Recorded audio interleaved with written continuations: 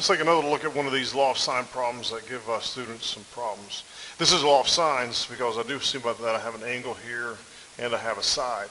But this is that dreaded angle side-side type problem. Eventually I'm going to find out what angle A is, what angle C is, and what baby A is on the right there.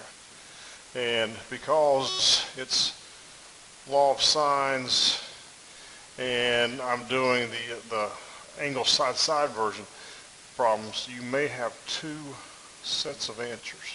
So let me just go ahead and prepare for that. I see that I have both of the B, the side, and the angle, so that's where I'll start.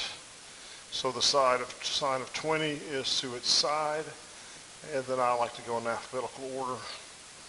The sine of A is to A, and the sine of C is to C, which is 6 for this problem.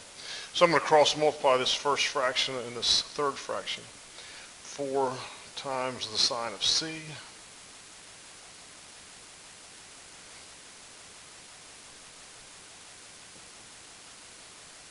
will equal 6 times the sine of 20. I'm going to get rid of the 4 by dividing it and get rid of the sine by doing an inverse. So C is equal to the inverse sine of 6 over 4, stack those sides, sine of 20. When I go to type that into my calculator, I'm going to get an acute answer. Second sine, 6 divided by 4, sine 20, and I get the acute answer, and that will be my first C. The acute answer set will always work. Do yourself a favor, store that. I'm going to store that as X.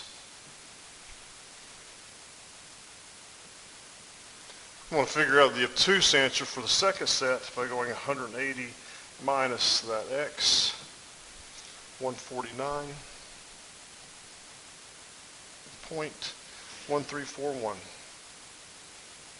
Now with the obtuse answer, ask yourself if that 149, this angle here that you just found, can work with this angle that you started with, this 20, and in this case it can.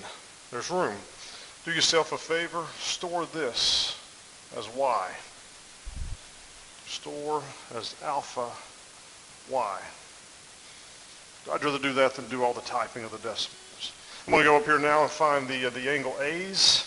To find angle A, you'll go for both cases 180 minus the 20 that the triangle started with, minus the C that we just found. So for that first set, 180 minus 20 minus that C angle, which I store as X.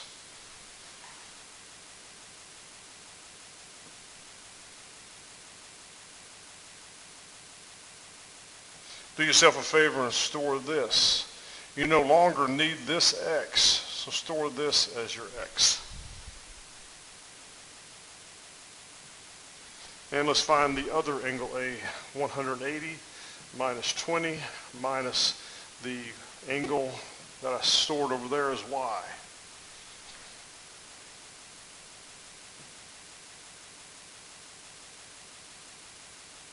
And do yourself a favor and store this one. You no longer need this Y, so store that.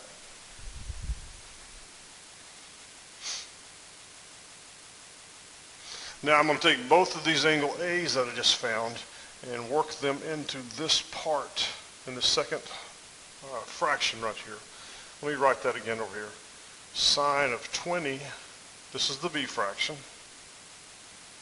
is equal to sine of A, and now I need to find that baby A. I have the A is stored in my calculator twice, so I cross multiply.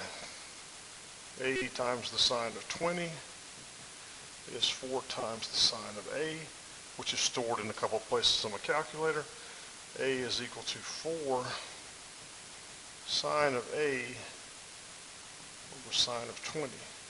So for that first A, using the X that I stored, 4 sine X divided by sine 20.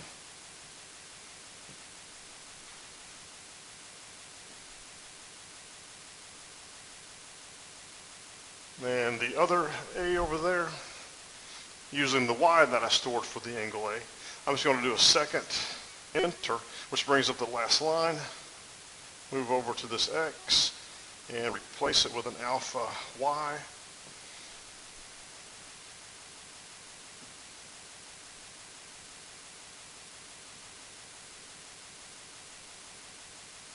Hey, hope that helped. Use that storage button. Embrace the nerd in you. Embrace the nerd.